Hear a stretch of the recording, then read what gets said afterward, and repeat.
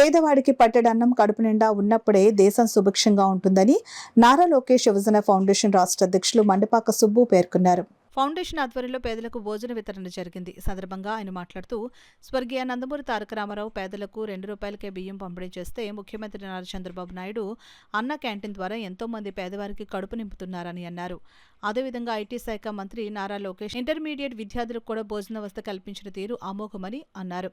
అదేవిధంగా తెలుగుదేశం పార్టీ ఆధ్వర్యంలో నారా లోకేష్ యువజన ఫౌండేషన్ ఏర్పరిచిన అన్న ఎన్టీఆర్ జనార్దన్ గ్యారేజ్ 957వ రోజు కాకినాడ ఫౌండేషన్ కార్యదర్శి పిప్పర దేవానంద్ బాబాజీ మాతృమూర్తి స్వర్గీయ పిప్పర లక్ష్మీ వర్ధంతి సందర్భంగా పేదలకు చికెన్ బిర్యానీ అందించారు.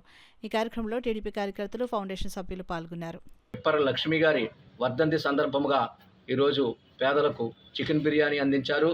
రాష్ట్ర కమిటీ తరపున, నా తరపున వారి కుటుంబ సభ్యులకు హృదయపూర్వక అభినందనలు తెలుపుతూ, మరి పేదవాడికి కడుపు నిండా అన్నం ఎప్పుడు దొరుకుతుందో అప్పుడే రాష్ట్రం సుభిష్టంగా ఉంటుందని ఆనాడు స్వర్గీయ నందమూరి తారక రామారావు గారు అన్నారు.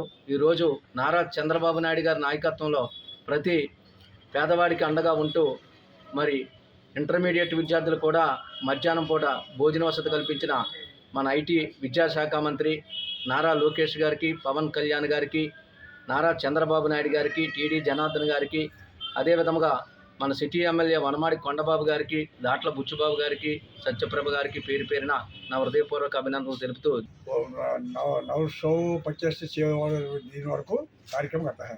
तो अच्छा कोशिश सेवा कार्यक्रम गरीबों को जाता है, बस यही